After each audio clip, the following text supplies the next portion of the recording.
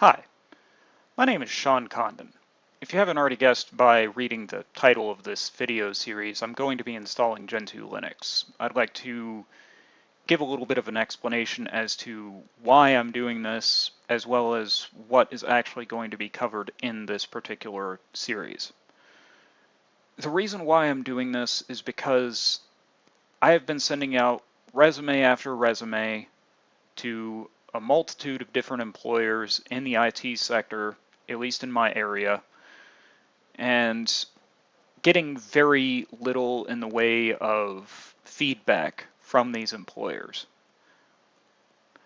What I'm attempting to do with this series of installing Gentoo Linux is I am attempting to show rather than tell as to my experience. The reason I think that my resume keeps getting turned down is to do with my employment gap. Specifically, I haven't had a job in the IT sector in almost 2 years.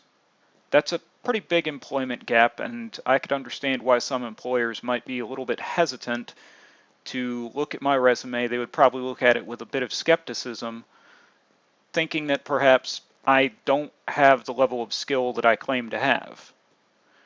So what I'm doing is I'm going to be installing Gentoo Linux and doing a few more things down the line with Gentoo Linux. And I picked Gentoo Linux for a couple of different reasons. One, it is the Linux distribution with which I am most familiar. I have a great degree of familiarity with Gentoo Linux. And aside from that, it's just simply the fact that Gentoo Linux is regarded as one of the more difficult to install Linux distributions. I don't think that particular title, I suppose you could call it, is very well deserved. It's actually very easy to install. It just takes a long time, mostly because Gentoo installs everything that it can from source code. And one of the things about that is it ends up taking a long time to do. So I'm basically going to be taking the video series, I'm going to be cutting it up, I'm going to be doing jump cuts where I can, just to make the series a little bit shorter, because if I showed me compiling everything, you would just be staring at a wall of text for hours on end. I don't want that for anybody, least of all myself. I'm also going to be installing onto real hardware.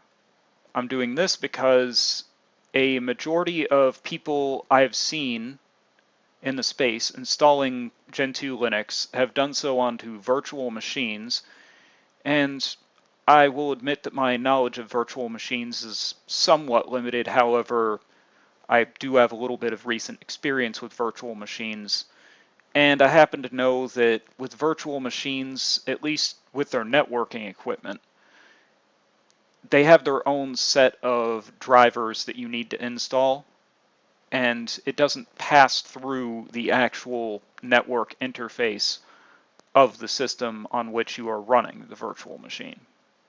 That hardware level is not passed through. So essentially all you need to do is ensure that the virtual machine drivers are installed on your installation and you're golden. But that's not so much the case with real hardware. With real hardware, you've got real hardware problems to take care of. And the particular equipment that I'm going to be using for this install is going to be an Elgato capture device. I believe it's a HD60 Plus. And I'm using OBS Studio, and I'll be cutting the video using Kdenlive. So that's actually how I'm going to be doing this. As far as my actual setup, it's a 4th gen Intel i7 CPU with 32 gigabytes of RAM, basically the maximum that you can get with that particular processor. I'm hoping with this series that more people will come to understand my level of skill, my level of experience with the Linux environment. And with any luck, I might get more job offers. I might not. Honestly, I'm just doing this to show my skill level. If that gets me a job, or at least a job offer, then that's cool. If not, well, at least I'm showing people something. Anyways, that's all I really have for this video. Please tune in for the rest of the series.